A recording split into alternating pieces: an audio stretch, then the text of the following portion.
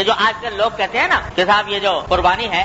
یہ تو بڑی عقل کے خلاف بات ہے کہ اعوذ باللہ کہتے ہیں کہ کروڑوں اربوں روپیہ جو ہے قوم کا وہ نالیوں میں بہہ جاتا ہے اعوذ باللہ، اور جانوروں کی قلت ہے اور جناب گوشت کی قلت ہے، اور اس میں یہ ایک دن کے اندر اتنے جانور ذبح ہو جاتے ہیں، ملک کی دولت تباہ ہو جاتی ہے۔ یہ وہ لوگ ہیں کہ جن کو ہر آن ہر لمحے اپنی آنکھوں کے سامنے پیسہ ہی ناچتا نظر آتا ہے، پیسے کے سوا، مادہ پرستی کے سوا اور کوئی ان کی نظر میں کسی چیز کی قدر و قیمت نہیں۔ مجھے لطیفہ کسی نے سنایا تھا کہ کوئی تاجر مزاج کے جو آدمی ہوتے ہیں نا، جو ہر وقت روپے پیسے کے چکر میں رہتے ہیں، تو ایسا کہتے ہیں کوئی تاجر کو انتقال ہوا، فرشتے اس کو لے جانے لگے، تو اس سے پوچھا کہ بھائی یہ بتاؤ کہ تمہیں جنت میں لے جائیں کہ جہنم میں لے جائیں؟ تو وہ کہنے لگا جی جہاں 4 پیسے کا فائدہ ہو وہاں لے جاؤ۔ جنت میں 4 پیسے کا فائدہ ہو تو وہاں لے جاؤ، جہنم میں 4 پیسے کا فائدہ ہو تو وہاں لے جاؤ۔ یہ ذہنیت ہے کہ ہر کام دنیا ہر کام میں پیسہ چاہیے، ہر کام کے اندر مادی منفعت چاہیے۔ وہ یہ سوال کرتی ہے کہ قربانی کے اندر کی عبادت میں ہمارا فائدہ کیا ہے 4 پیسے کا؟ جب تک 4 پیسے کا فائدہ نہ بتاؤ تو ہم قربانی کو ماننے کو تیار نہیں۔ اور ان بے عقلوں کو یہ پتہ نہیں کہ یہ عبادت تو رکھی گئی ہے اس عقل کو کچلنے کے لیے، یہ عبادت تو رکھی اس کام کے لیے ہے کہ اچھا ہے دل کے ساتھ رہے پاسبان عقل، لیکن کبھی کبھی اسے تنہا، یہ تو چھوڑی رکھی اس لیے گئی۔ اور اللہ تبارک و تعالیٰ نے یہ عبادت اس لیے رکھی تھی، اسی کو کا پورا قصہ سنایا اللہ تعالیٰ نے کہ ہم نے اپنے نبی صلی اللہ علیہ وسلم حضرت ابراہیم علیہ السلام کو کہہ دیا کہ بیٹے کو قربان کرو۔ اب بتاؤ کہ بیٹے کو قربان کرنے کا جو حکم ہے، ذبح کرنے کا، اس کو عقل کی کسی بھی ترازو میں تول لو، کیا یہ حکم کسی طرح عقل کے مطابق بنتا ہے؟ کسی بھی انسان کا قتل کرنا، قرآن نے یہ کہا ہے کہ ایک انسان کا قتل کرنا پوری انسانیت کو قتل کرنا ہے۔ من قتل نفسا بغیر نفس و فساد فی الارض فکأنما قتل الناس جميعا، ایک آدمی کو قتل کر دیا ناحق تو گویا پوری انسانیت کو قتل کر دیا۔ اور انسان بھی کون؟ نابالغ بچہ جو ہے، اس کے بارے میں حکم یہ ہے کہ عین حالت جنگ میں بھی، جب جہاد ہو رہا ہو کافروں سے، اس وقت بھی حضور اقدس صلی اللہ علیہ وسلم کی ہدایت یہ تھی کہ جب جہاد کی حالت میں کوئی بچہ آ جائے سامنے تو ہرگز ہاتھ مت اٹھانا بچے پر، لا تقتلوا ولیدا، کسی بچے کو کبھی مت قتل کرنا، ولا شیخا فانیا، نہ کسی بہت بوڑھے آدمی، عین حالت جنگ میں بھی منع ہے، چچائے کی حالت امن میں۔ اور بچہ بھی کون؟ اپنی اولاد، اپنا بیٹا بھی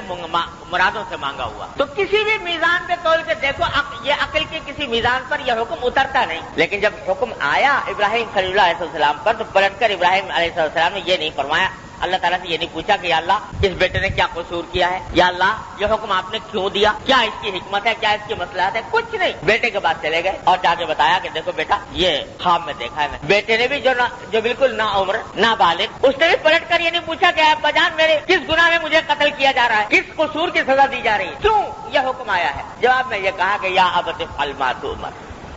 ابا جان جو حکم آیا ہے کر گزریے، اس لیے کہ اللہ کے حکم کے بعد پھر کوئی مجال نہیں ہے کسی کی عقل کے گھوڑے دوڑانے کی، لہذا کر گزری۔ اور میری فکر نہ کیجیے، ستجدونی انشاءاللہ من الصابرین، مجھے انشاءاللہ آپ صبر کرنے والوں میں سے پائیں گے، میں اس کے اوپر بے صبری کا مظاہرہ نہیں کروں۔ یہ جواب دیا، ورنہ سیدھی پوچھنے کی بات یہ تھی کہ بھائی آخر کیا حکمت اور کیا مسئلہ ہے اس حکم میں؟ تو اللہ تبارک و تعالیٰ نے یہ واقعہ بیان فرمایا سورہ صافات میں، تو وہاں پر اللہ تعالیٰ نے فرمایا فلما اسلما، جب باپ بیٹے دونوں نے سر جھکا دیا ہمارے حکم کے آگے، وَتَلَّهُ لِلْجَبِينِ،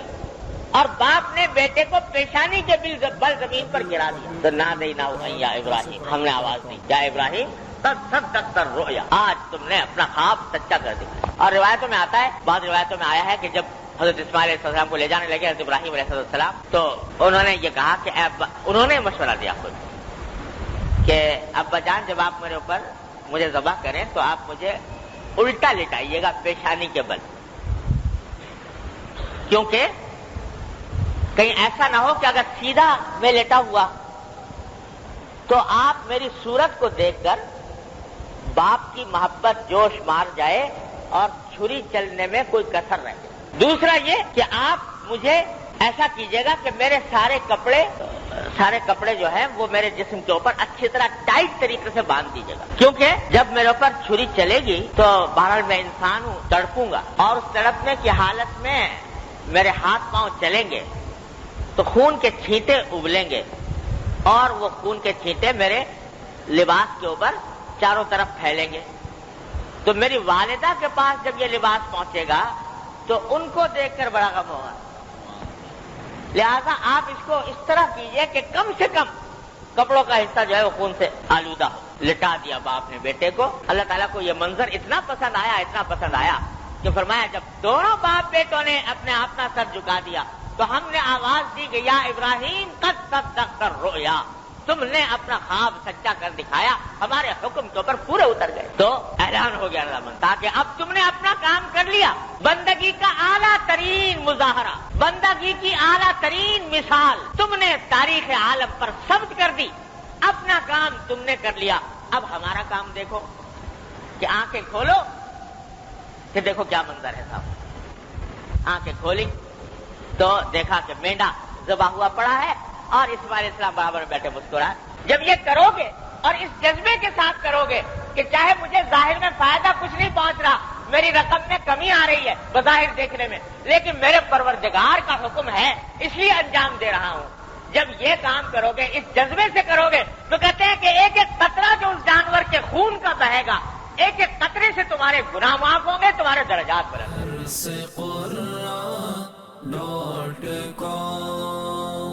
www.darsequran.com